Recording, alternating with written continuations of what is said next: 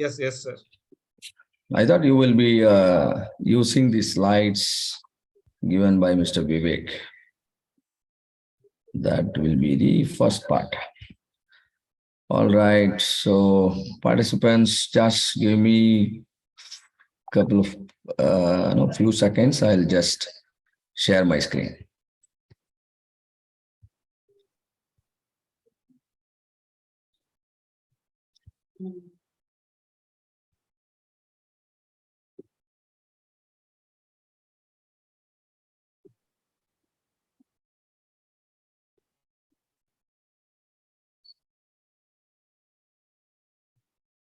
Okay, I got my slides.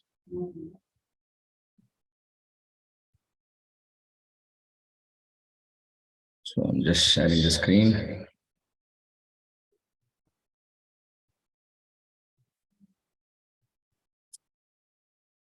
So can you please, oh God.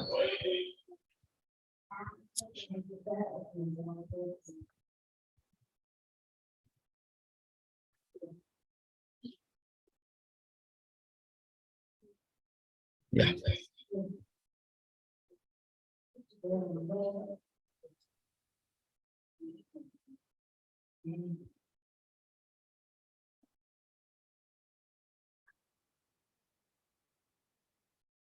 So please confirm my screen visibility and my audio. Is that all of you comfortable with me with my screen and audio? Please confirm. That's fine, sir. Yes. So thank you for the confirmation. So this is my brief profile. I have about 18 plus years of experience in teaching, training, consulting, all in the field of Lean Six Sigma. And what is very important is I have produced more than 4,000 bells, approximately 6,600 plus hours of experience exclusively in the field of LSS tools and techniques, right?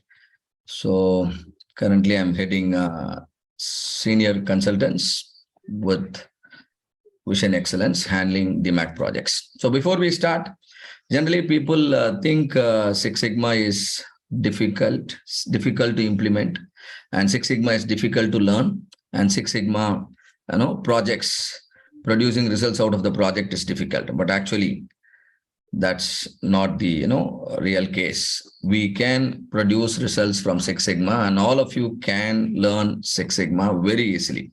All that required is a little bit of involvement and commitment towards making your efforts really successful, right? So the top management involvement and commitment is the key behind successful deployment of Lean and Six Sigma. Even here, right? If all of you are really committed to learn the Lean and Six Sigma, I will make sure you all learn in a very convenient manner. And we are going to follow a very interactive way of learning. That means every single slide when I explain, I expect you to listen to me very carefully and learn out of it. And then you also need to respond whenever I expect you to interact with me. I'll be creating interaction opportunities. I'll be asking some simple questions which you can try to answer. Thereby, we can make this workshop really two-way. And of course, those of you who are going to attend the webinar fully, the workshop fully, you have certain special announcement about the bonuses. Make sure you wait for it, and then you will be able to avail all those things in addition to what has been promised to you, the participation certificate and other things, right? So hope all of you are ready to kickstart your learning in the field of Six Sigma. I just need an yes from each one of you so that I can understand that you are ready, right? Let me see how many of you are ready in the chat box. Please type an yes in the chat box. Let me see how many of you are ready. David is ready. Swacharita is ready. I want to see everybody ready now. Hemant Singh is ready. Balaji Prabha is ready. Uday, you are ready. I understand. Yeah, ready. Yeah, Vashni is ready. And Nasiruddin. Hope fantastic. Everyone is ready. Everyone is ready. Thank you so much for the wonderful response. This is what I meant by involvement and commitment. If you have still not shown your readiness, make sure you involve, right, when we progress further in the program, and that will make all the difference, right? So this is what we are going to discuss in nutshell: operational excellence. What is this operational excellence? What it means to my organization, and what is the philosophy with which big organizations like Toyota, Motorola have succeeded, how they overcome the tough competitions they experienced from the competitors, right? And all the principles and philosophies we are going to understand, and which helped the premium companies. They are like the Toyota Production System, Lean, and Six Sigma. And in the process, I will familiarize all of you with various tools and techniques. They are nothing but the QC tools, problem-solving tools, decision-making tools, project management tools, team management, communication management. So that means a program which can give you the real cutting edge in all the dimensions, right?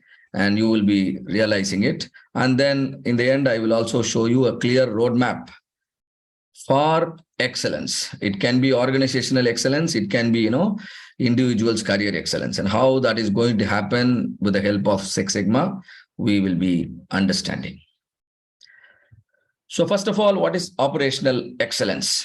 So in order to understand operational excellence, I want each one of us here to imagine as if we are running a company, That means we are entrepreneurs.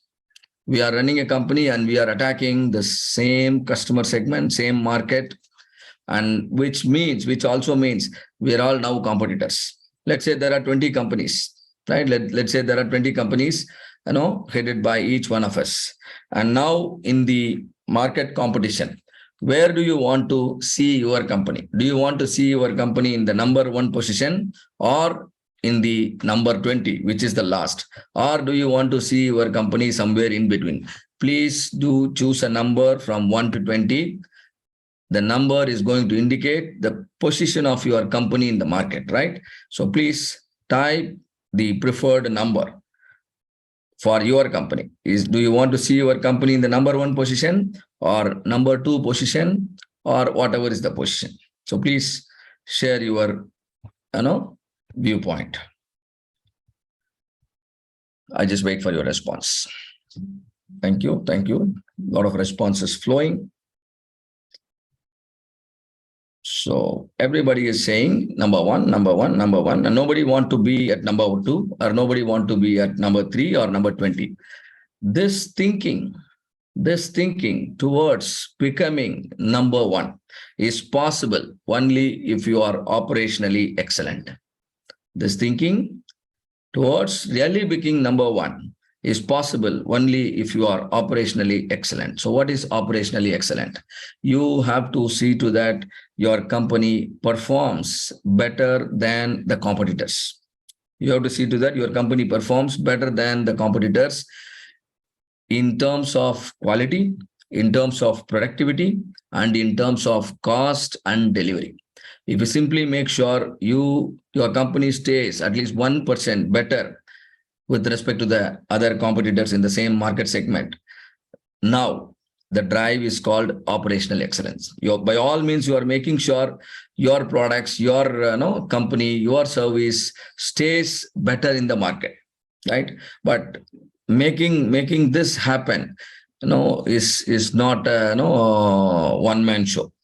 Everyone in the organization must be involved, and the commitment of the leaders is also equally important. Then only you can make sure the entire company actually makes a progress towards becoming operational excellence. In fact, in order to achieve the operational excellence, you require strategies. So strategies are nothing but the long-term goals of an organization. Long-term goals of the organization in line with the top man's vision. right? Consider, in order to understand the strategy, consider the Jio. We all know some 5 years down the line, Jio has entered into the mobile networking industry, right? But they also wanted to become number one. They also wanted to become number one. So they have come out with a strategy. Do you know what was their strategy? Their strategy is customer satisfaction. In fact, one step above, customer delight. And exactly 3 years, 5 years down the line, they were actually, they have actually become number one because they sincerely deployed the strategy. First year, everything is free. The entire service is free, and they extended it for one more year. And as a result, slowly, everybody would, they signed in for the Jio, and today Jio is actually number one. So this is exactly, operational excellence. That means they have been executing the business strategy. They have executed the strategy consistently over a period of 3 to 5 years.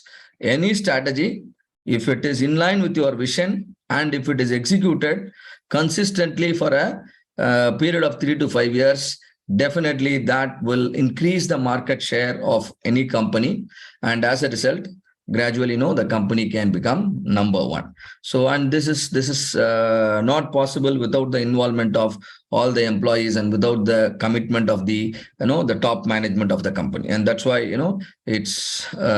it becomes very important to make sure everyone is aligned towards the strategic direction. The Jio used the strategy called customer delight. It can be product reliability, it can be on-time delivery, or it can be it can be pricing strategy, or it can be having a technological advantage. Please do come out with certain idea, right?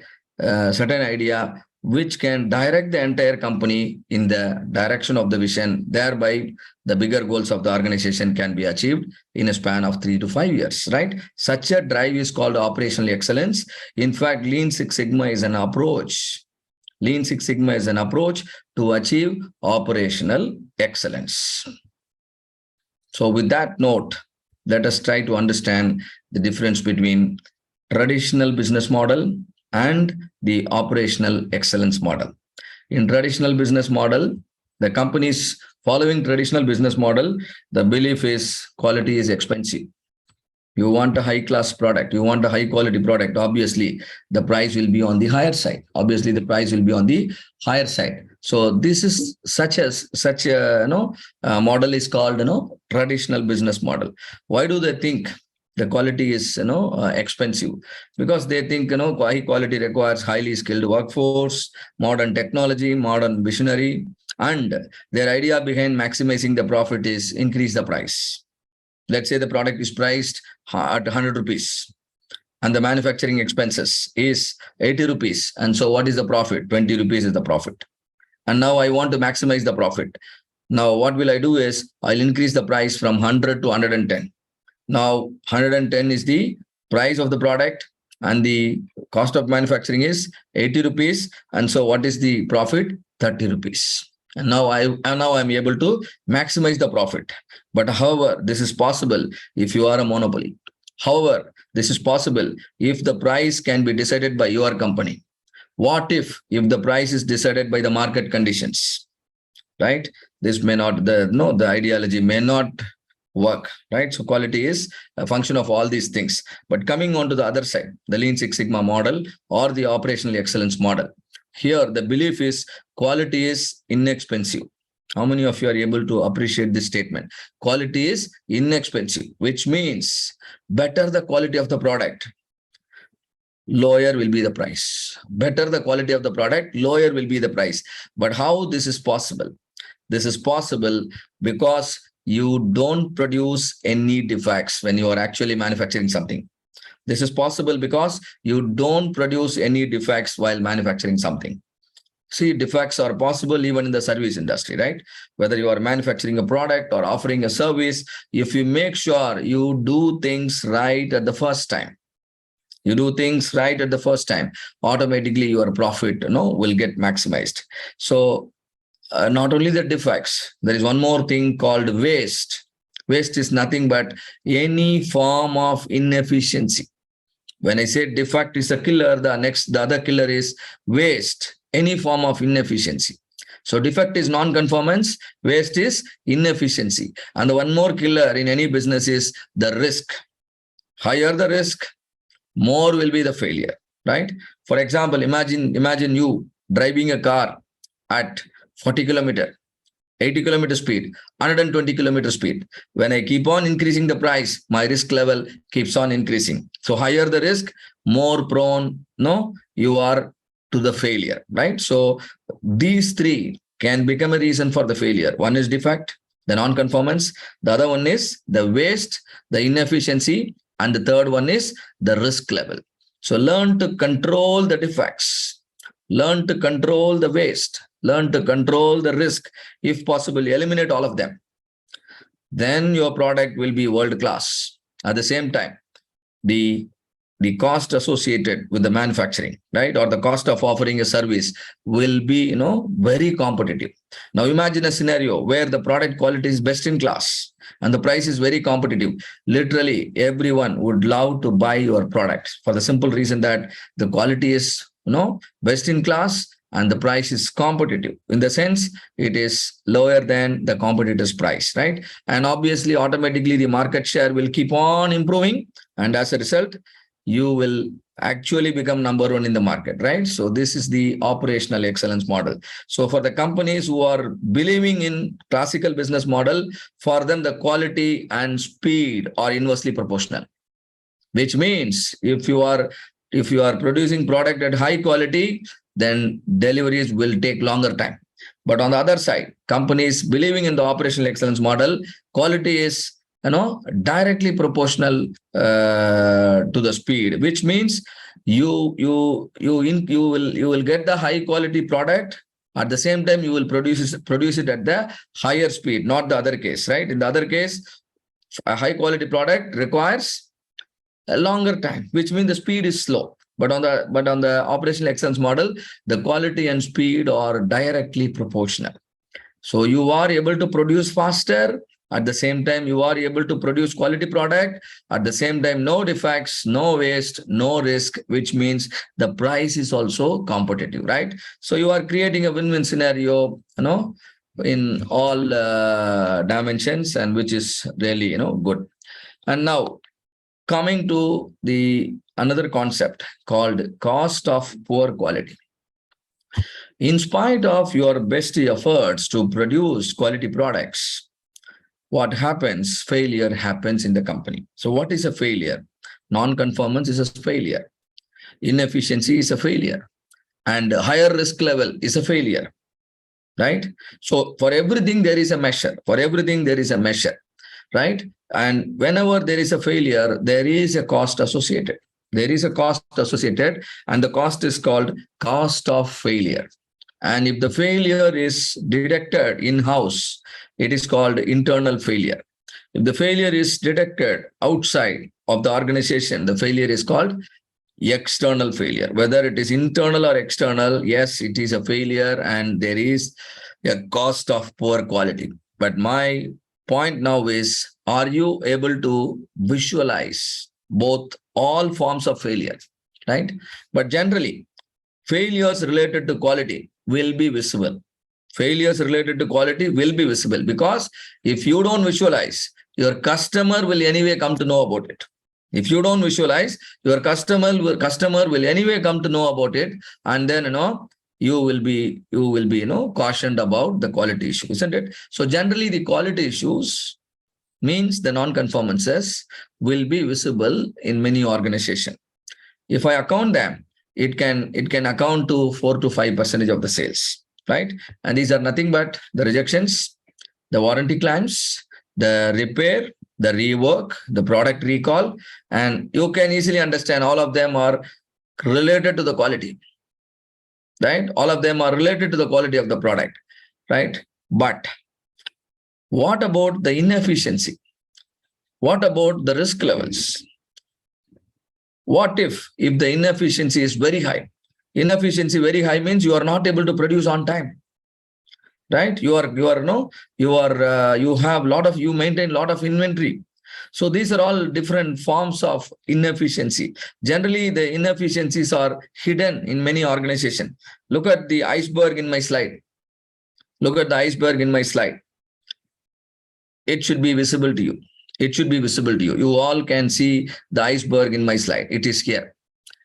But my question is that the complete iceberg is visible or only the tip of the iceberg is visible? Is that the complete iceberg is visible or only the tip of the iceberg is visible? The reality is only the tip of the iceberg is visible. And that is what is listed. Rejections, warranty claim, repair, rework, recall. And this every company generally monitors, generally account them, and generally convert them into dollars. But there are many other forms of failure, particularly the inefficiencies and the failures associated with the higher risk. They are invisible. So if you really wanted to see the hidden portion of the iceberg, we have to uncover the water. Let me uncover the water for you. Now I have uncovered the water. Now all of you can now see even the invisible portion of the iceberg. And now tell me, which part of the iceberg is bigger? The visible portion is bigger or the invisible portion is bigger? The visible portion is accounting to approximately 5% of the sales. You are burning your sales, in the form of cost of poor quality, 5%. But look at the invisible portion. If you combine both the visible and the invisible portion, and now it can easily account to 20 to 45%. It will easily account to 20 to 45%. These are nothing but long setup time, long cycle time, excess inventory, premium shipment, lost OEE, lost sale, waiting, motion, overproduction, overprocessing, etc. This is not the exhaustive list. This is only an example list. Same manner, there could be many forms of failure which are invisible in your current workplace. Now, what is required is we need competent people, we need competent system, thereby we can visualize even the invisible failures and then attack them. And that's the way we can actually bring down the cost of poor quality. If I bring down the cost of poor quality, the best thing that can happen is, let's say you are bringing down the cost of poor quality by 10% of the cost of poor quality you are bringing down. The same 10% will get added up in the profit, right? Because if you are reducing the defects, if you are reducing the waste, whatever savings you achieve out of reducing the cost of poor quality, that will directly get added in your profit, which is the bottom line. So Six Sigma projects, lean projects, or the Lean Six Sigma projects directly impacts your bottom line, which is profit maximization. So that is why many companies they like adopting and deploying Lean and Six Sigma. If you don't visualize all these failures, and these monsters will eat away all your profit, right?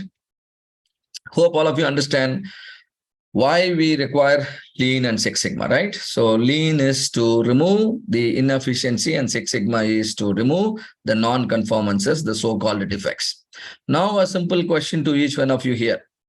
I'm showing you different cars, 4 different cars. You all can see, right? BMW and other things. Now tell me, which car is quality car? Please type your answers in the chat box, right? Is it BMW or is it Hyundai or is it Desire or is it Kwid?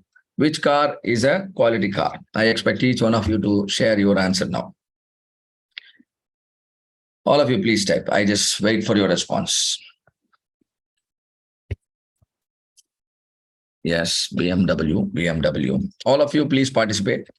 And now Vinian says BMW. Advaita says BMW. All of you need to participate. David says BMW. Praveen, Reshma, everyone is saying BMW. Everyone is saying BMW. All right. Thank you for your wonderful participation. I could see only BMW in the chat box. And now, if I change the question, which car is a luxurious car? Now, luxurious car is BMW. Then what's the difference between quality and luxury? Right? Quality is, quality is meeting your customer's requirement. Quality is meeting your customer's requirement. And for BMW, there is a customer segment. For Hyundai, there is a customer segment. For Kwid and the Desire, there is a customer segment. Do you think the requirements are met by the corresponding cars? If you say the answer is yes, then all the cars are quality cars. Most of the time, we confuse between quality and luxury, right? And the main difference here is the customer segment. Once you are able to visualize your customer segment, and then once you are able to, capture the requirement, and if your product fulfills it, then the product quality is really good, right? So quality is meeting customer requirement. So all the cars are quality cars. That's why all of them are successful. Without quality, no product can be successful in the market. So the answer to my question here is all the cars are quality cars, right? And BMW is a luxurious car. That's all. So what is quality? Simply stated, quality comes from meeting customer expectation. Quality comes from meeting customer expectation. In order to ensure quality, or in order to arrive on best-in-class quality, in order to arrive on world-class quality, you just have to do 4 things. How many things? You just have to do 4 things. First thing, understand your customer requirement. Understand your customer requirement, which means convert the requirements into specifications. That's all. Which means convert the requirements into specifications. If you are good at it, then you are doing the first thing very well. If you are not good at it, then quality will be a big challenge. The process of capturing the customer requirement and converting into appropriate specification is called quality function deployment. It's actually called quality function deployment, in short QFD. Right? So get the required design specifications. Now move on to the next step. The next step is design your product. Design your product and design your services that can satisfy your customer requirement. Customer requirement is captured in the step number 1. Now you have designed. Now you have created a prototype, and make sure the prototype is in line with the specification. If it is not, redesign. If it is, proceed to the next step. What is next step? Develop processes. Develop capable processes that produce those goods and services. Why you require process now? Why not you do everything in the same way you produced a prototype? Prototyping is for small number of pieces, but capable processes are required for mass production. And now the third step is developing processes. The presence of a process ensures the quality is same between the first product and the nth product. The quality is same between the first product and the nth product. It is possible simply because you have a capable process. In all other scenarios, the quality will differ from product to product. Your product quality will become inconsistent, right? The secret is develop capable process, right? We should be able to know the capability of the process. And now the fourth step, managing and controlling the process.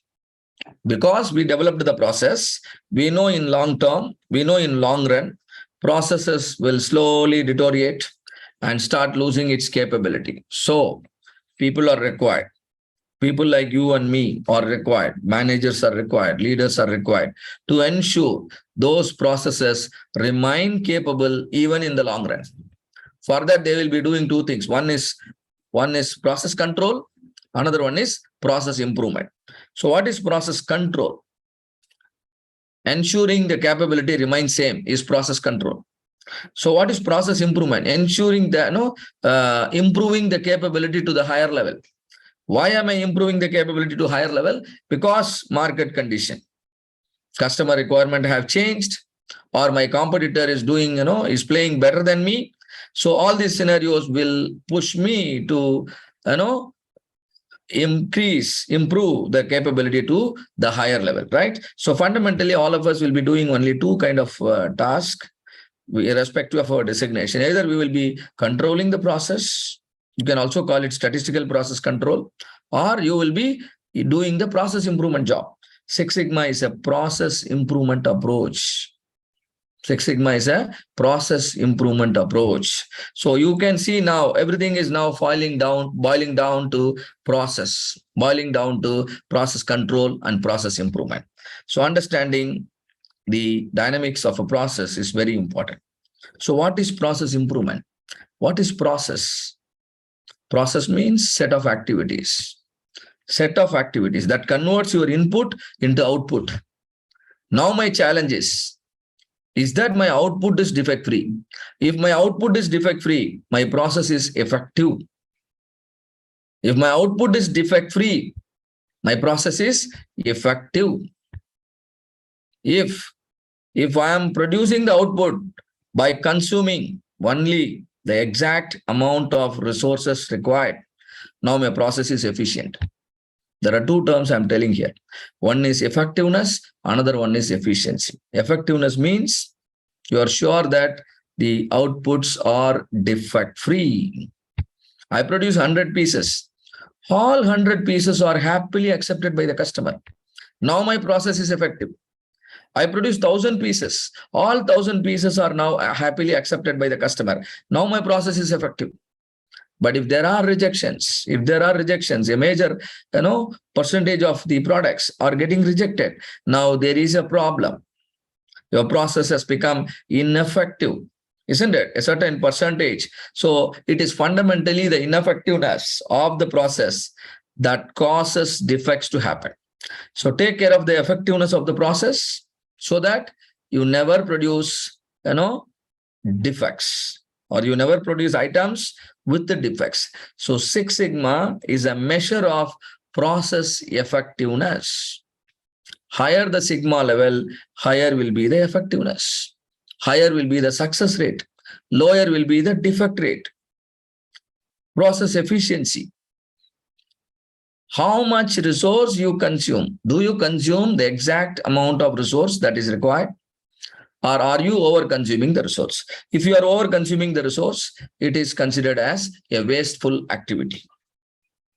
If you are over-consuming a resource, it is considered as a wasteful activities. Japanese, they call it muda, M-U-D-A, muda.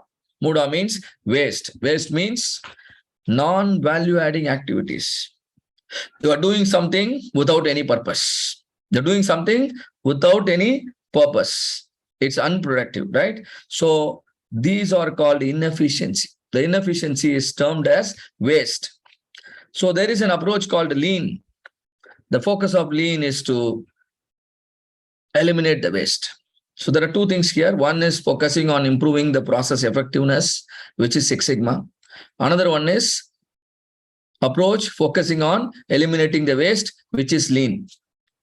If I eliminate the waste, my process will become super efficient. If you eliminate the defect, my process will become super effective. Super effective means no defect at all. Customer will close their eyes and buy from you.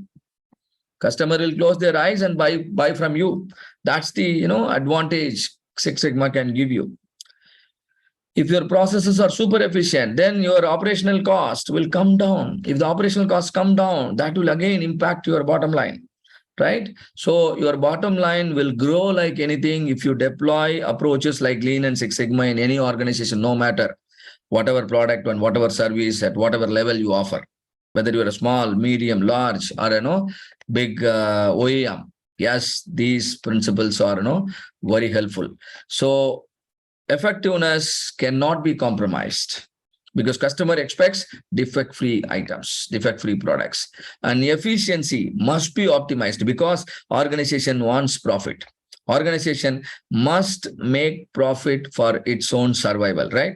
So both are very important. Hope everybody aligns with me on the terminology associated with the process. If there is any doubts here, please do not hesitate to raise it in the chat box. I'll be happy to look at it and then clarify. Any doubts? Shall we proceed? So please let me know whether shall I proceed. Yeah, I just proceed. Thank you so much for the confirmation. I just take you to the next slide. So process improvement is the key to improving business result. Business result can be revenue, business results can be profit, it can be quality, it can be productivity, right? And the key is process improvement. Imagine you have an orange tree. You have an orange tree. What is this orange tree capable of? Orange tree is capable of producing orange fruits. Orange tree is capable of producing orange fruits. Now, your management wants apple. Now tell me, will you be able to produce apple from the same orange tree that you already have? Impossible. Which means if you want to change the fruits, you must change the roots. Similarly, if you want better results, you require better process. Same process can only give same result. So better result can come only from better process. This is exactly called process improvement approach. Do you think can an organization can skip this? Can an organization avoid process improvement? Definitely no. If they are avoiding process improvement, then they won't grow further. So in Six Sigma, we represent it using a mathematical equation called y equal to f of x. Y equal to f of x is the function representing the process. Where what is y? Y is the output. Then what is x?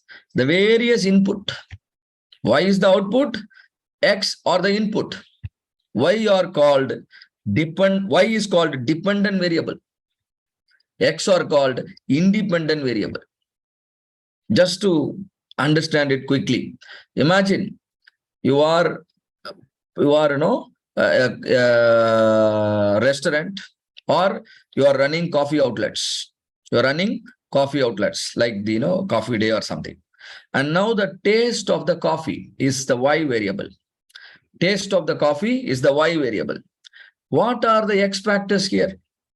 The milk, the coffee powder, the sugar, the temperature of the coffee, the stirring time.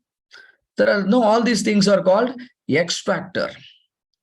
And now the X factors, we call them as independent variable because you can directly control them. You can directly control them without depending on anything. You want to increase the sugar? Yes, please increase. You want to increase the coffee powder? Yes, you can, please increase. But what will happen? When I increase coffee powder, my coffee will become stronger. When I increase sugar, my coffee will become sweeter. I increase temperature, my coffee will become hotter. So the hotness, strongness, sweetness, these are Y variable. Hope everybody here is clear with what is Y variable. You can impact the Y variable only by tuning some of the X variable. The X variables are called independent variable. Y variables are called dependent variable. Same logic you can use for any scenario, any industry. Let's say you are manufacturing concrete blocks. Now for a concrete block, the compressive strength is very important. What is compressive strength? Is it Y variable or X variable? Y variable. I have a problem with the compressive strength. I should now work on the X variable. What are X variable? The amount of cement, the amount of water, the reinforcement, right? And the other ingredients. And also, not only input, process condition also. Not only input, process conditions also. There are two things you need to understand on the right side, which is X variable.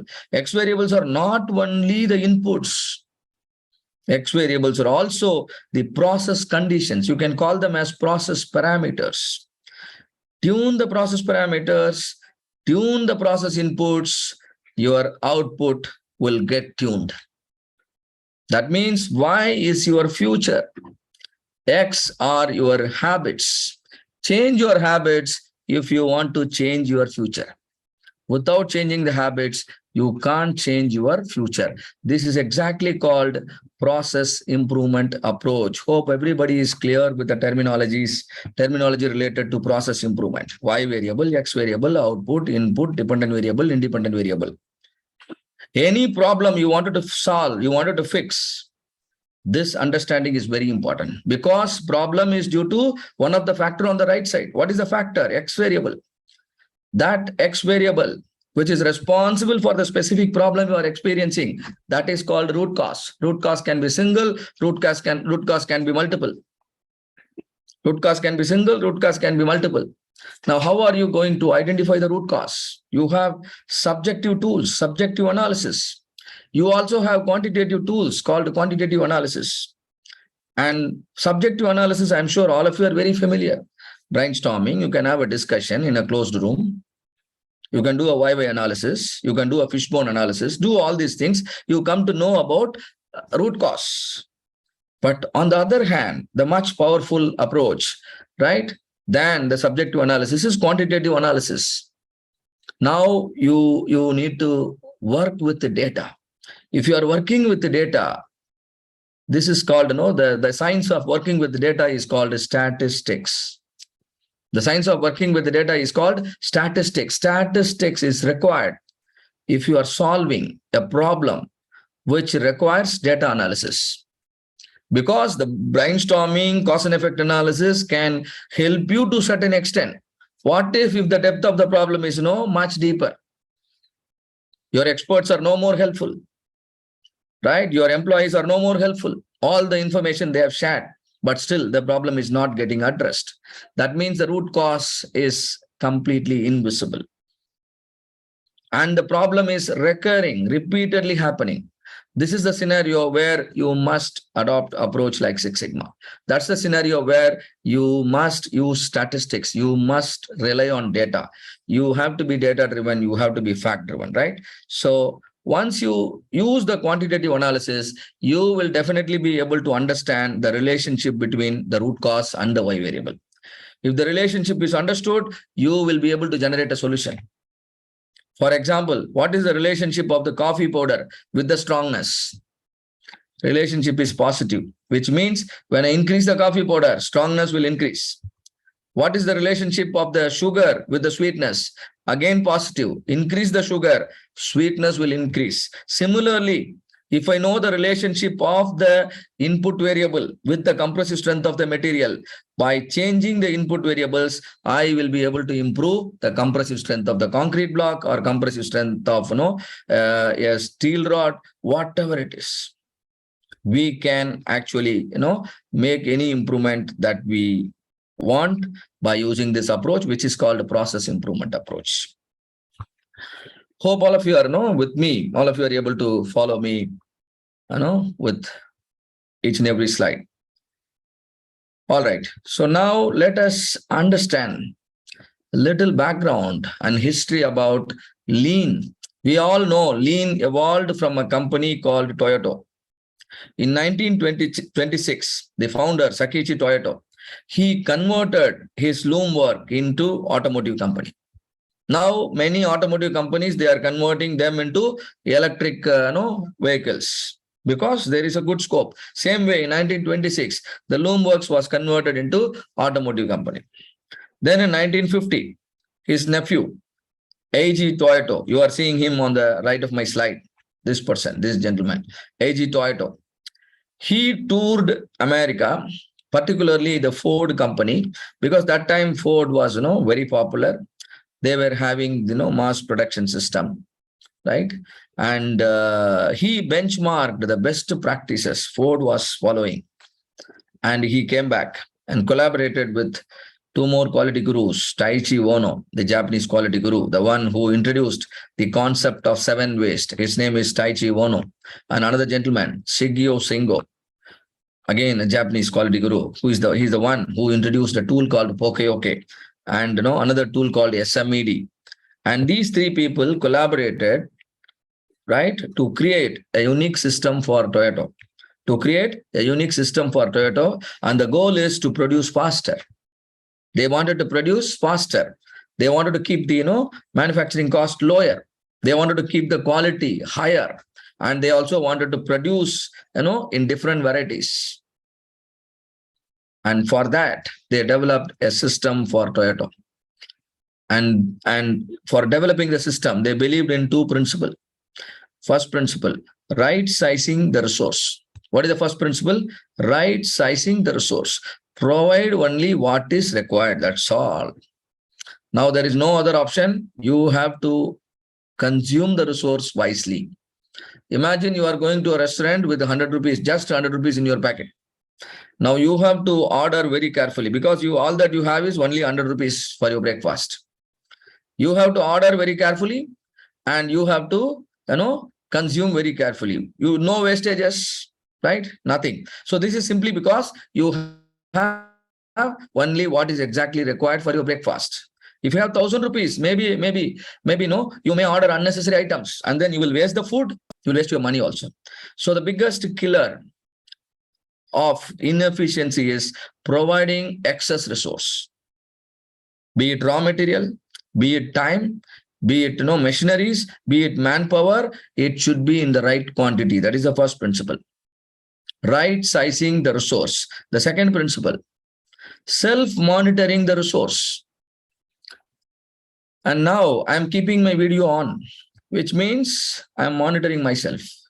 And similarly, I could see a few more participants on video, which means they are also monitoring themselves. Just compare their level of participation with others. Their level of participation will be to their best. I cannot escape from talking to you because I am on video. If I do a mistake, then immediately you can notice. So that's the advantage of self-monitoring. Another classical example is your car coming with a dashboard. Imagine a car without a dashboard. Can you drive it? Can you drive it and reach the destination? Definitely no. Right? And your car can stop at any moment because there is no dashboard. You do not know how much fuel is there. You do not know at what speed you are driving. So it can definitely lead to several failures. So another big principle or an important principle of Toyota production system is self-monitoring. Can you bring some form of monitoring for each and every machine, each and every department, each and every employee? There can be dashboards, there can be signals, right? There can be some kind of controls. Thereby you are able to monitor each and every resource. So just by using these two principles, they developed a unique system for Toyota. They named it as Toyota Production System. As a result, they are able to produce faster, produce high quality product, and with more varieties. At the same time, they were also able to produce very fast. And now Toyota production system, it has four important principles. First principle is the philosophy, and the philosophy is adding value in people's life. Whatever you are doing, make sure you add value in people's life. If you are not able to add value in people's life, they call it as waste. That's all. I am doing a work. If what I am doing is not adding value to my customer, then what am I doing? I am doing is waste. Better I will stop doing. That is the philosophy, everyone in Toyota respected. The second one is right process will produce right result. Just now we have seen Y equal to F of X. Principle number 3, develop people and partners. Who are your people? Your employees, your vendors, your suppliers. Develop all of them. They will develop your organization. That is the third principle. Fourth principle, systematic problem solving and organizational learning. Organizations learn project by project. Organizations learn project by project. And a project is nothing but problem solving, because every problem is an opportunity for improvement. What is problem? The gap in performance is the problem. And now that is also the improvement opportunity. That is nothing but the project. But when you are solving a problem, what is important is you should be able to attack the root cause. If you are able to attack the root cause, then your approach is systematic. If you are simply working on the symptoms, not the root causes, then your approach is trial and error. And which is best? The systematic approach is best.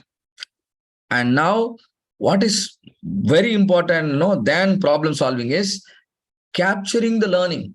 After solving a problem, make sure the same problem do not occur again. For that, you must capture the lessons learned and re-standardize your process, and make sure it is captured in your daily routine work management, right? So this Toyota production system is now adopted by all the other companies, and they all use it in the name called lean. So lean is fundamentally renaming of the Toyota production system.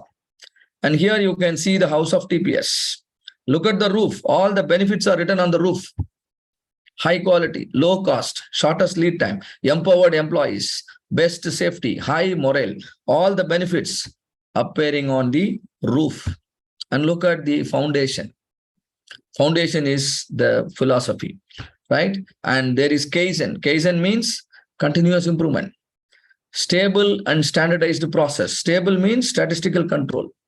Standardized process, SOPs, work procedures. And Heijunka. Heijunka means leveling. Jidoka means visualization. Just in time means right sizing the resource. How can I ensure resources are right sized? I have tools like continuous flow. I have tools like takt time, pull system, quick changeover. All these things will let me know whether I am using the resource in the right quantity or not. Right? And sometimes we call it JIT, just in time. Produce in right quantity, right time, in right way. Right? That is just in time. Jidoka is visualization. So if you respect the pillars, respect the foundation, your roof, will definitely happen, which are, the results. So what is lean? Lean is all about identification and elimination of waste. So what is waste? Inefficiency. What is inefficiency? I'm doing something without knowing whether, or I'm doing something and that is actually leading to customer dissatisfaction. I'm doing something, but that actually leads to customer dissatisfaction. Then what I did is a wasteful activity. Sometimes what happens, I'll do something and it will not impact the customer satisfaction at all. You need to note the difference. In the previous case, it was customer dissatisfaction. Now, nothing happens. If nothing happens, then also what you are doing is a wasteful activity. Make sure every single piece of work you do impacts the customer satisfaction positively. If it impacts negatively, then what you are doing is waste. For example, I produce defects. Now what I did is waste. Sometimes if it is not making any impact, then also it is waste. It is like, storing your finished product in a warehouse. Storing your finished product in a warehouse is not impacting the satisfaction. Then that should be considered a waste. So several forms of waste exist, and all that you need to do in lean is visualize them and eliminate them. Imagine your process steps of doing a banking transaction 5 years before. Look at your process steps today. All the process steps which you followed 5 years before have become obsolete now. And now we just open the mobile, press the buttons, now the transaction is over. So whatever the previous process steps we followed, all of them were wasteful now, because now a better way of doing the work has come. We must adopt it. If we don't adopt it, that is also a waste, isn't it? So lean, in order to understand the lean, just compare the two scenarios. The first scenario, you are driving your car in a traffic environment. There is a lot of traffic. Your car cannot move, but you run the engine, and you really cannot drive. You really cannot drive, and the car performance is also bad. It simply consumes the fuel. But coming on to the other side, the road is clean, clear. Now you enjoy your driving, and the car performance is better than the expectation. Car performance better than the expectation. This is the kind of advantage lean can give. Eliminate the non-value adding. Non-value addings are like, the traffic. Why do you want to drive your car in a route which has a lot of traffic? Rather, you bypass. Take a clean route where there is only value addition, no non-value adding. And this is called, lean thinking. And you can make the right choice. Many people think, lean is cost cutting, lean is eliminating people, but actually not. Lean is eliminating wasteful activities. But what is waste? How to visualize waste and how to eliminate them? There is some, people must learn the lean principles and lean tools and techniques. Now, in order to give you a feel of what lean tools can do, in order to give you feel of what lean tool can do, let us take one tool, which is Kaizen. What is Kaizen? Kaizen is a Japanese word. K means change, Gen means good. Can you change for better? That's that's the meaning. So continuous improvement is, if a better way of doing a work exists, then we immediately adopt it. If we don't adopt it, then what we are doing will become inefficient, right? And moreover, another meaning for Kaizen is small improvement, small continuous improvement. Why we focus on small improvement? Because big problems comes because of lots of little problems. If you attack the problem when they are little, then bigger problem cannot happen. This is the idea behind Kaizen. So I want all of you to be very participative now with this particular activity, Kaizen, because I'm going to do a small activity. I expect each one of you to have a small piece of paper and a note, and a pen. Small piece of paper or a notepad and a pen. And I'm going to give you a small task. All of you, are you ready with the notepad and pen? Please let me know by typing ready in the chat box. How many of you are ready? Please type ready in the chat box. Ready? 1, 2, 3. All of you, please get ready. One more is ready now. How about others? All of you must be ready. I already told you, your involvement and commitment is very, very important, right? So please involve in the process so that we can produce some good results at the end of the workshop. Good. All of you are now ready now. Now the task is, you all just have to memorize the numbers and the symbols I am going to show to you for the next 45 seconds. Hope everybody understand the instruction. You just have to memorize the numbers and the symbols that I am going to show to you for the next 45 seconds. Right? And that's the task. Since you are all ready, I'm just going for it. Your time starts now.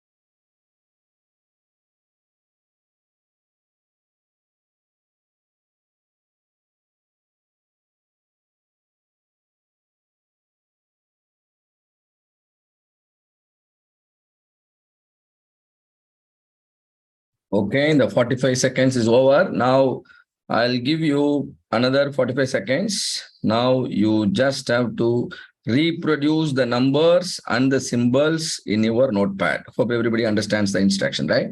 So please try to reproduce the number and the symbol. If you can match the number and symbol, you get 1 mark. Now there are 10 numbers and 10 symbols. And just go for it. I'll give you another 45 seconds. The clock has already started running. Right? So just try as many as you can.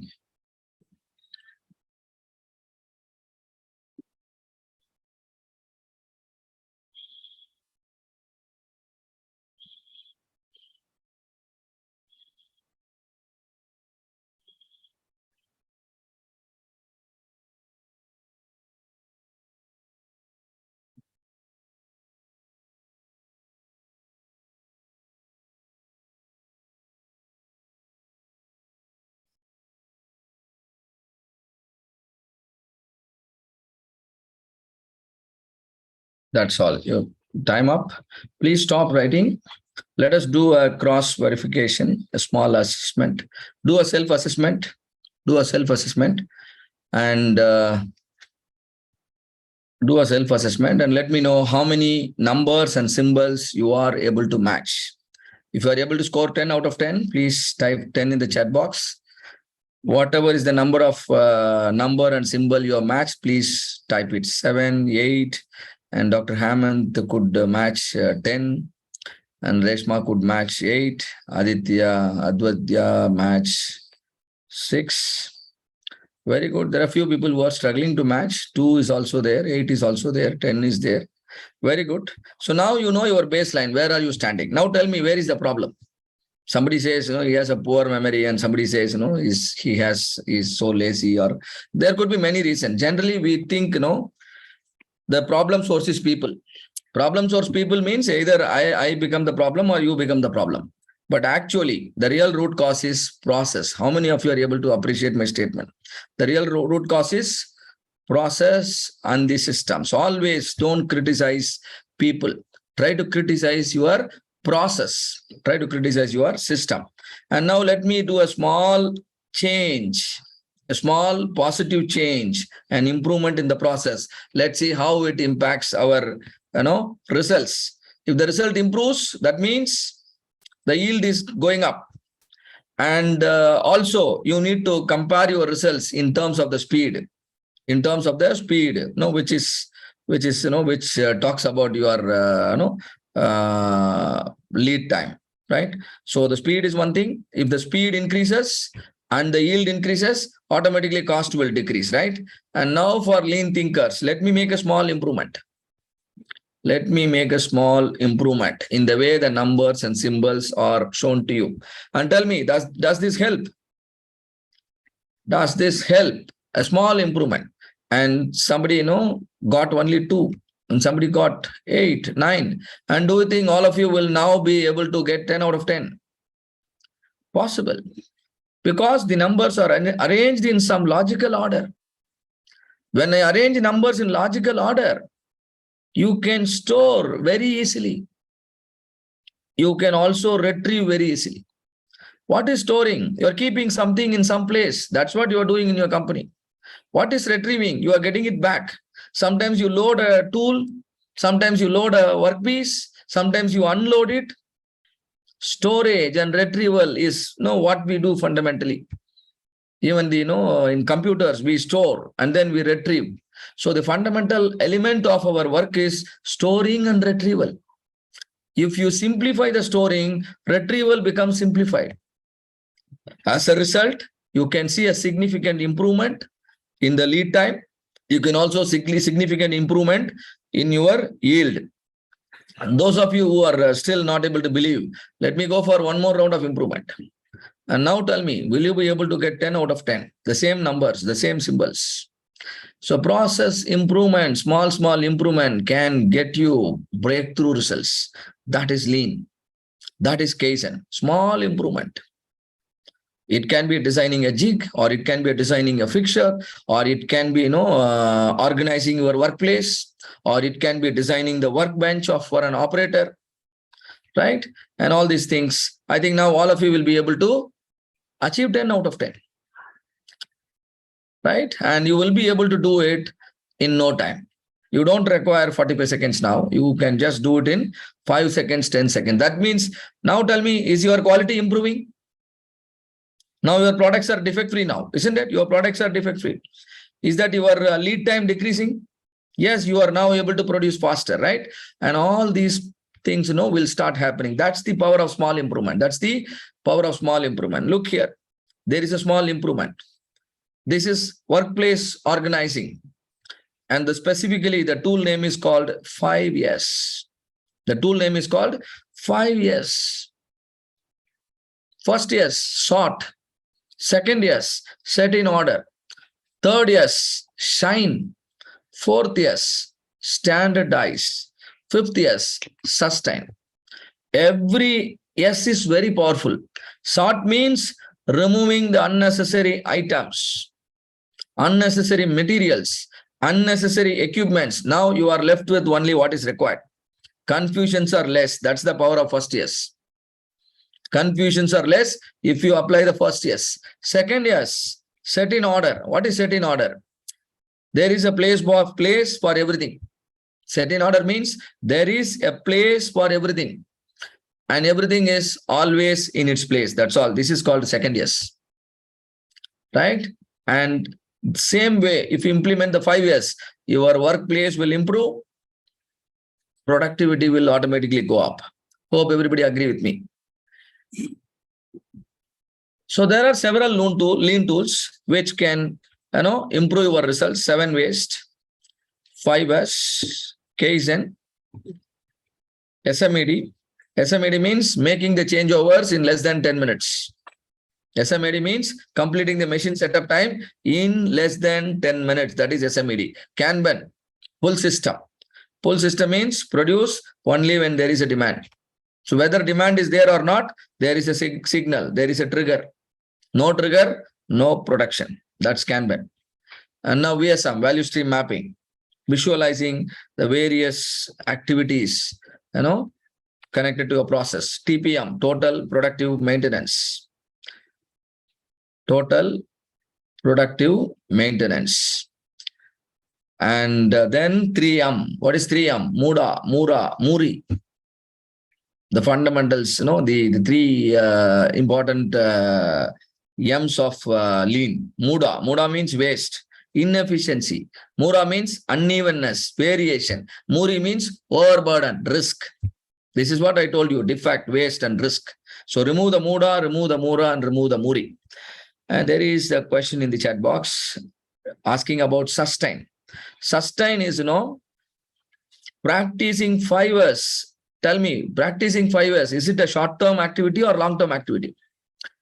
Practicing 5 Rs should be a long-term activity.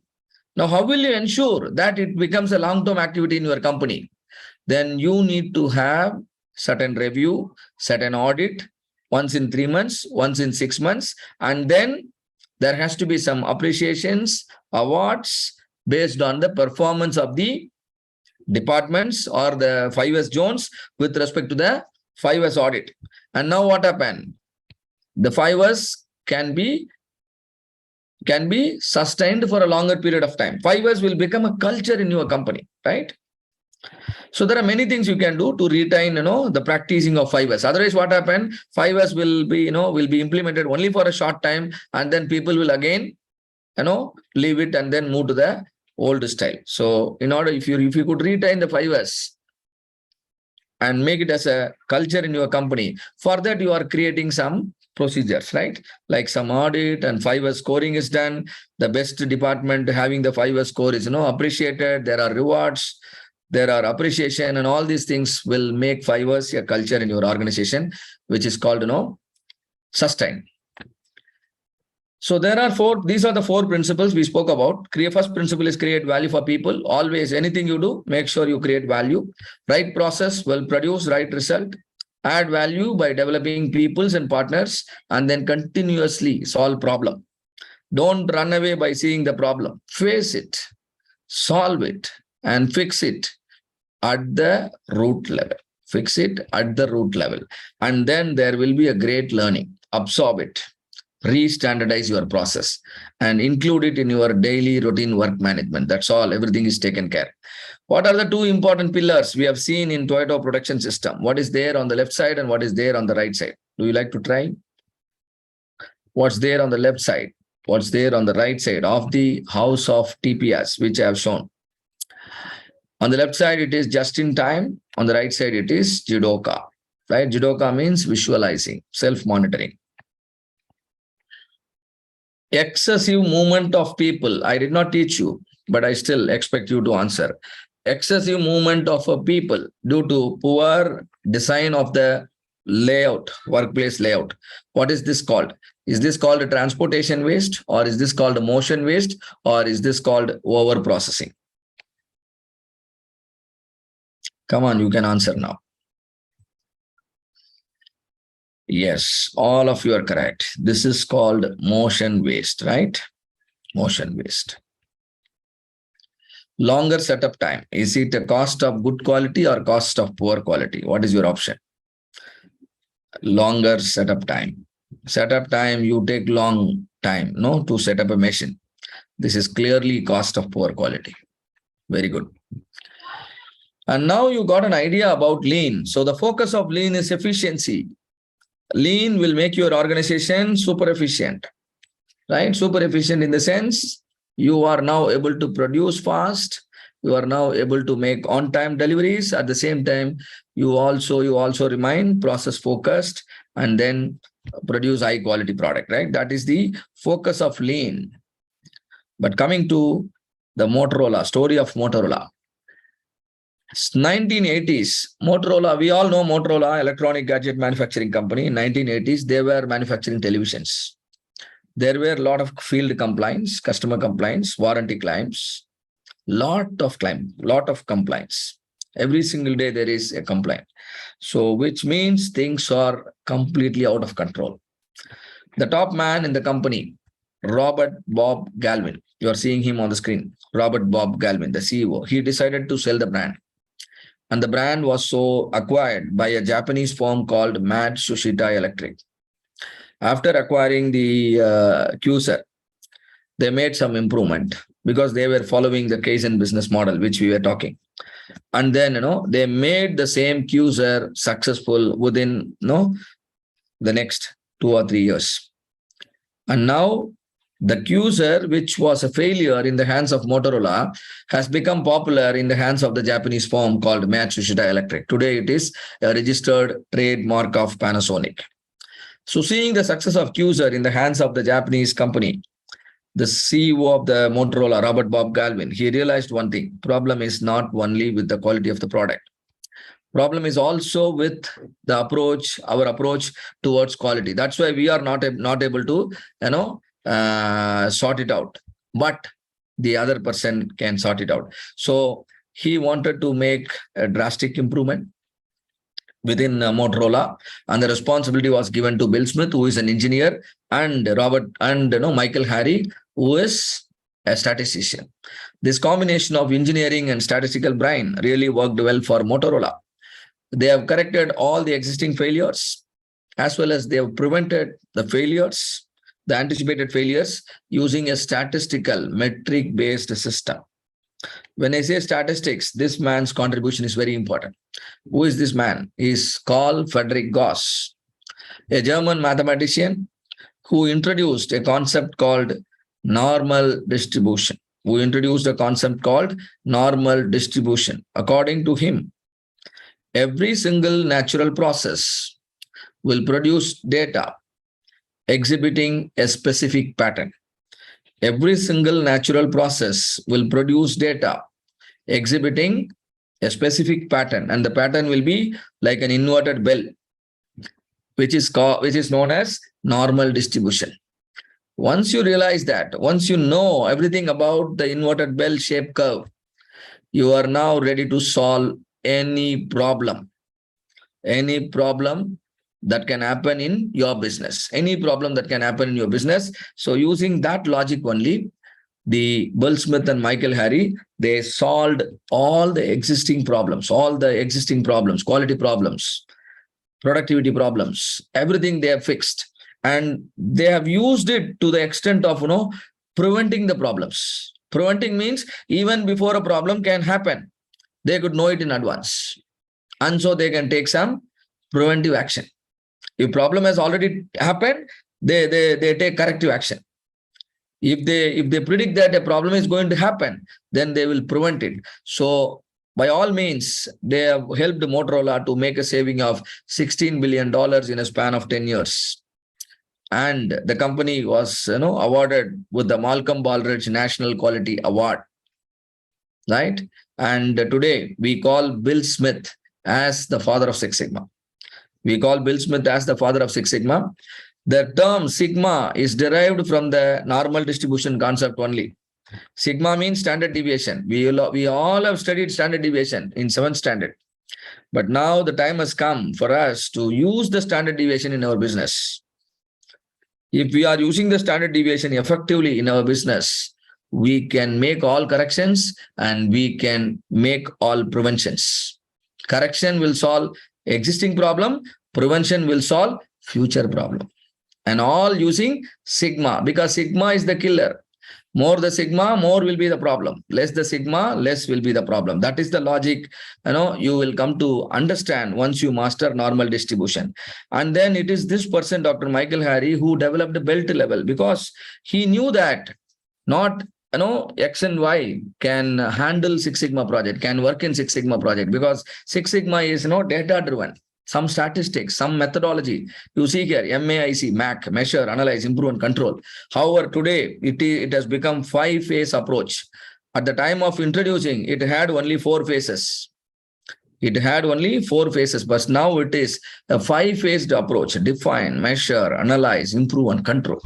So for somebody to work on a DMAC project, define, measure, analyze, improve, and control, for somebody to work using data driven, he should have necessary knowledge and skill.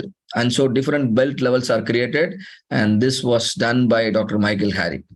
And Motorola has in fact created its own university called Motorola University, with a single goal of, certifying their employees on different belt levels: white belt, yellow belt, green belt, black belt, and master black belt, and so on. It all depends on the level of proficiency the individual has on the Six Sigma methodology and the Six Sigma tools and techniques, right? And the different belt levels and roles, we'll be seeing it in the upcoming slides. So what is Six Sigma? Six Sigma is a management philosophy. And how is it helpful? It is helpful to meet your business objective by way of reducing defects. But how will I reduce defect? By reducing variation. Look at the sequence. Your business objectives are met by defect reduction. But how the defects are reduced? By reducing variation. Because variation, if you allow to increase, that will become the root cause for the defects. It is fundamentally the variation that makes your products, defects and defectives. So Six Sigma is a disciplined data-driven methodology for decision making and process improvement. In order to improve the process performance, we need to decrease the variation, because if you decrease the variation, the process will become more consistent, and a consistent process can anytime become capable also, right? And look here, there are 2 processes, one on the left and one on the right. The left side process looks like a bell, inverted bell, which I was saying. Similarly, the right side process also an inverted bell. But look at both the bells, one on the left and one on the right. The left side bell is wider, meaning variation is higher. The right side bell is narrower, meaning variation is less. If variation is less, then the process can be more capable. For example, based on the session conducted so far, if I conduct an exam and all of you will have a test mark, let us say the highest mark is 90, lowest mark is 85. Now, what is the variation? Variation is highest minus lowest, only 5. Variation is low or high? Variation is low. Variation is low. That means everyone has scored well. Let us consider another scenario where the highest is 90. Where the highest is 90, but lowest is 40. Now, what is the amount of variation? Amount of variation is 10 times bigger, 50. Now, there are failures in your class. Why the failure happened? Now the variation increased. When the variation is more, it indicates poor control over the process. If the control over the process is poor, obviously failure will happen. That is what you are seeing here. The variation is too high. And so portion of the curve is extending beyond the specification limit. Specification limits are the limits beyond which customer will reject your product. More rejection happening here. But come here, the next curve. The curve is narrower. Almost the entire curve is inside the spec, which means nothing is getting rejected. That means, your success rate is close to 100%. And that's the power Six Sigma can give, right? Why the curve is completely inside? The variation is less. How do I know variation is less or high? I measure variation with some statistical measure. It can be range, which is highest minus lowest, or it can be standard deviation, nothing but the average distance. Every single point is from the mean. The average distance, every single point is from the mean, which is called standard deviation, right? And there is one more metric that can help you understand variation is square of the standard deviation, which is called variance. Use anything that you want. It can be range, it can be standard deviation, it can be variance, and make sure the variation is less. Because if the variation is less, chance for the defect will also be less.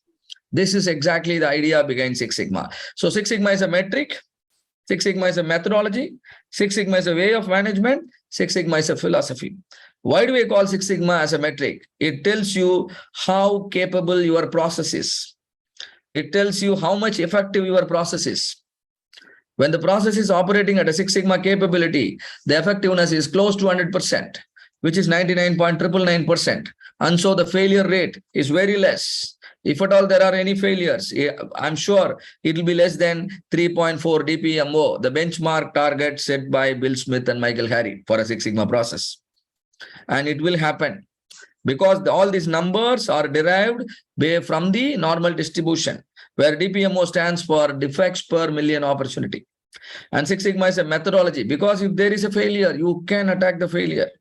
You can attack the failure by the 5-phase methodology called DMAIC. Define, measure, analyze, improve, and control. One more methodology. This is for new product development, DMADV.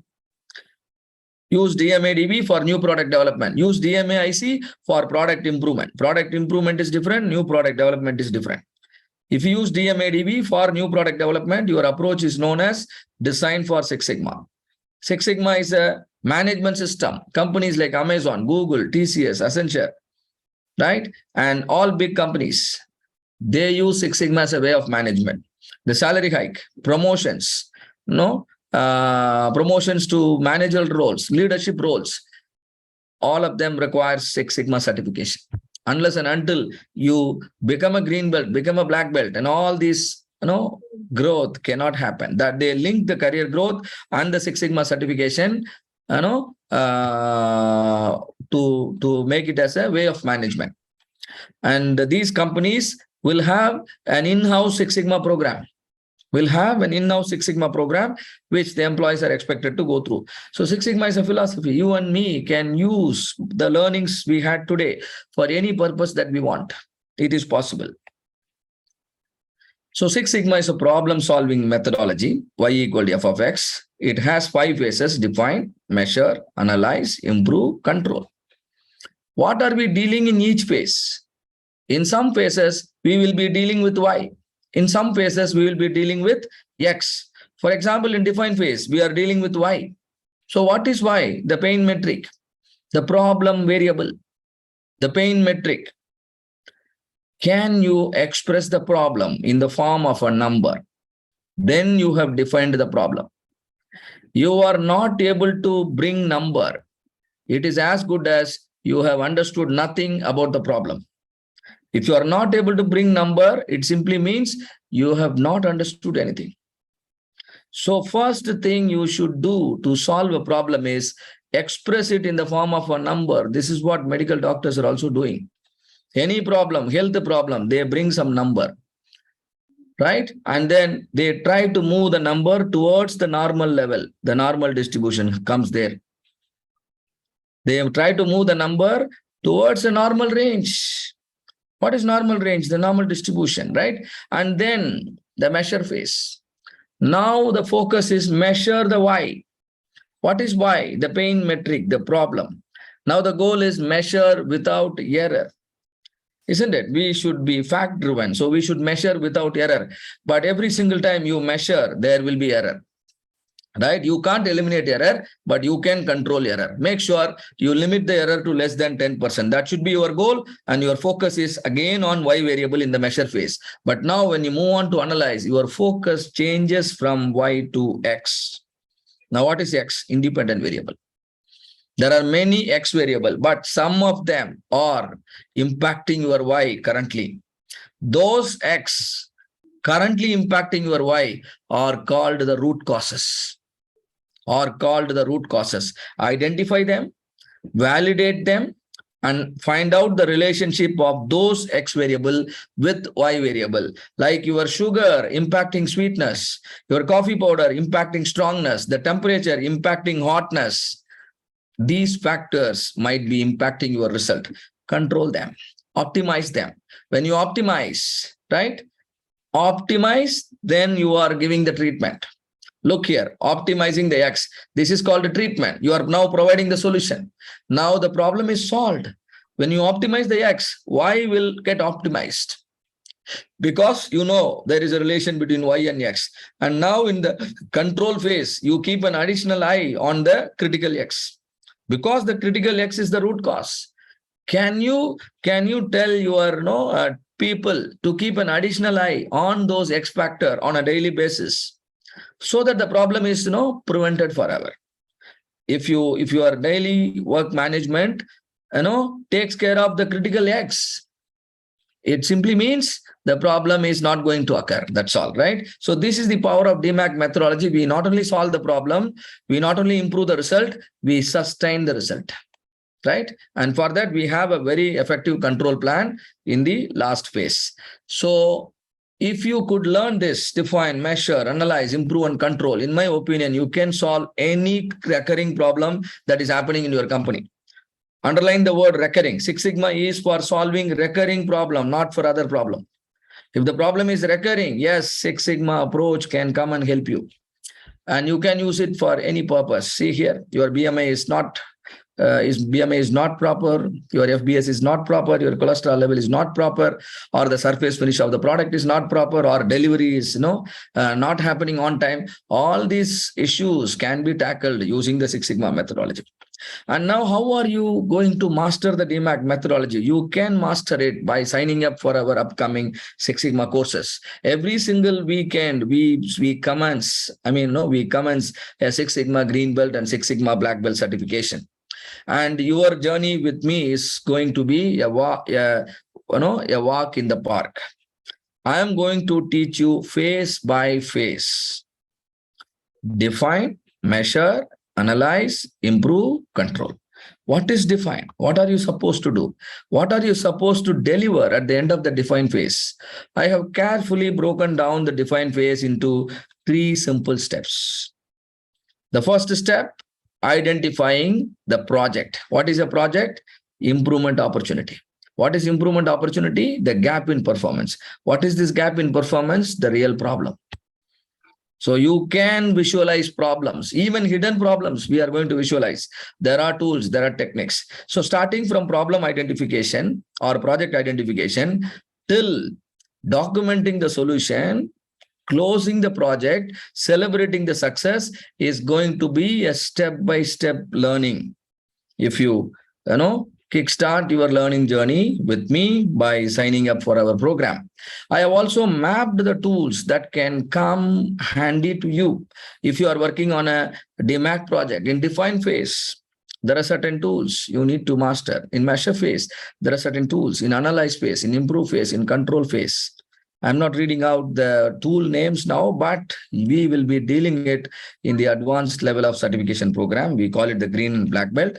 And already the links are posted in the chat box. And those of you who are seriously interested in, having a quality learning, if you really want to spend your money in the right way and then learn in the right way, then you are talking to the right person, and you can think of using the link. Right? And the link has a special price offer already applied, and which is valid only for the limited time. You can open the link and then straight away you can enroll. And the link and the offer is valid only for limited number of people and only for a limited time. And it is applicable today to you because you are already part of our program and you are part of the webinar, right? Anyway, the course fees and other details I'll be sharing in the upcoming slides. Now let us talk about the different levels of belts. White belt is basic understanding. In my opinion, all of you are already white belts. It is the awareness level of training given to an individual so that he become a supporter of Six Sigma, so that he can appreciate the efforts put in by the Six Sigma team. He can appreciate quality improvement projects and all those things. If you are in a position to appreciate and support the quality improvement initiatives, it simply means you are a white belt. But that's not sufficient to participate in a project. So the next level is yellow belt. Yellow belt is like the nurses in the hospital. Nurses treat patients, but they have to work under the medical doctors, isn't it? Similarly, yellow belts will assist the green belts. They will work under the green belts. But if you want to lead projects, you should be a green belt. You should be a green belt, and a green belt is expected to do 2 improvement projects in a year. Suppose you want to be a full-time Six Sigma belt, then you need to be a black belt. Now you are expected to do 8 projects a year. Now you will handle even complex project, cross-functional project. A master black belt is one who will work very closely with the top management. He will be part of the quality council, or part of the quality control department, and he is the one who will develop the KPIs and the metrics that will ensure everyone in the organization is aligned with the strategic goals. Every single project, every single activity is perfectly in line with the organization's priority, the strategy, and how it is ensured with the help of the KPIs and metrics. And who develops the KPIs and metrics? It's the master black belt. Imagine if you are a master black belt, then now you are 1 out of 1,000. If you are a green or a black belt, now you are 1 out of 100. If you want to be 1 out of 100 or 1 out of 1,000, your level, your role, responsibility, and the designation, compensation definitely will be way beyond your imagination, right? And the top management role is champions and sponsor. Champions and sponsors are like the parents of a children. Can you imagine a children, without a parent? Same way, you can't imagine project without champion and sponsor. Sponsor is the father and champion is the mother. Sponsors provide the resource, champion removes the roadblock, and actually make sure the resources are provided to the team at right time, and then the targeted results are produced. So this kind of infrastructure of people is very, very important for the success of Six Sigma deployment, right? And now I have a few questions to just check whether you people have followed me very carefully. So the first question to all of you is, who is known as father of Six Sigma? And I am also giving you 4 options. Is this Bob Galvin, or it is Michael Harry, or it is Bill Smith, or it is Jack Welch? That's fabulous. That's fabulous. All of you are able to answer perfectly. It is Bill Smith. Six Sigma methodology has how many phases? Is this has 4 phases, 5 phases, 15 phases? What is that number? 5. Exactly. All of you are correct. This will be the experience. This will be, learning when you join our, advanced certification program. An yellow belt can lead Six Sigma projects. Is this statement true or false? Just go for it. Is this statement true or false? False, false, false, false, false, false. All of you are correct. A green belt can lead Six Sigma project. Is this statement true or false? True, true, true, true, true, true. All of you are correct. All of you are correct. So full correct. Focus of lean. Reduce defect, reduce waste, reduce variation. What is your choice? Reduce waste, reduce waste, reduce waste. Focus of Six Sigma. What is the focus now? Is it still waste or defects, or is it inventory? Defects, defects, defects, defects. Now, the final point, the final learning. Roadmap to excellence. Now that we know something exists, DMAC, Six Sigma, this, that, and now how can you use it, or when can you use it so that you can drive your company to become successful in the market? And it all depends on when to deploy Six Sigma. See, you can deploy Six Sigma at any point of time, but the real Six Sigma projects will happen once the required maturity level is achieved. If you are looking at meager results, like the fruits that are there on the ground, you don't require approaches like Six Sigma. You just have to be logical and use the common sense and focus on quick hits. But if you are looking at the low-hanging fruits, then you must start with 5S, QC tools, SPC. And now, you will be able to capture the low hanging fruits. But if you are looking at the major segment of the market, that means you want to scale up your business, then it's very important that your products are defect free. And you can make your products defect free with the help of DMAIC, DMAIC, which is called process characterization and process optimization. Otherwise, what happened? A lot of people will come to know that your products are bad. So instead of that, you have to make sure your products are defect free before scaling up. And once you scaled up, your market share is really good. Now you can shift your focus to new product development. And now you are using DMADB methodology. Using DMADB methodology to develop new products, it is called Design for Six Sigma, shortly DFSS, right? So increasing the Sigma level, at least for the critical processes, will definitely bring down the defect rate, and so the cost of poor quality, and so profit will get maximized. So Six Sigma is for profit maximization. Six Sigma is for bottom line growth, right? So there are many things we learned today. Operational excellence means executing the strategy. Don't just talk the strategy, rather execute the strategy. It is easy to conduct meeting, but difficult to execute the meeting agenda, isn't it? So operational excellence means we are executing it to the tune of producing results, right? And according to the timeline. And quality is meeting customer requirement. KPIs helps us to monitor and improve our performance towards the goal attainment. Quality is a function of customer requirement, design requirement, process requirement, and employee requirement. Take care of all these requirements, your quality will be best in class. Eliminate the waste using Lean and prevent the defects using Six Sigma. And Lean Six Sigma as an operational excellence model will improve the quality, reduce the cost, and reduce the lead time. Lean tools, there are several tools: 7waste, Kaizen, 5S, VSM, One Piece Flow, OAE, TPM, POKOK, SMED, Kanban, 3M, standard work, etc. All these things will eliminate the inefficiency. And Six Sigma, it do not have its own tools. It is actually integration of QC tools, problem solving tools, project management tools, decision making tools, communication tools, team management tools. Make all the best possible tool to make sure your project deliver result.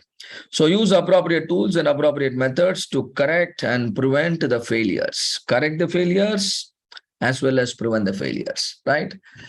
So now that you have progressed to a certain extent in the Six Sigma journey, now you have come to the level called white belt.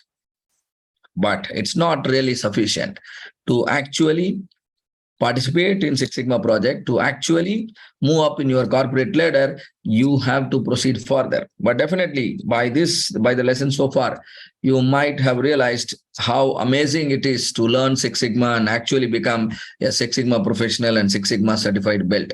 And if you are planning to grab the top level managerial roles and leadership roles and climb up in your corporate ladder, or you want to become highly successful in the field of Six Sigma, by achieving the certification, then you can consider joining our upcoming Six Sigma certification program.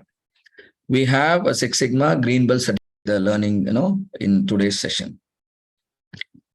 So all the very best. Any questions, any further questions, please feel free to ask in the chat box. I will be happy to answer. Please post your queries if there is something in the chat box.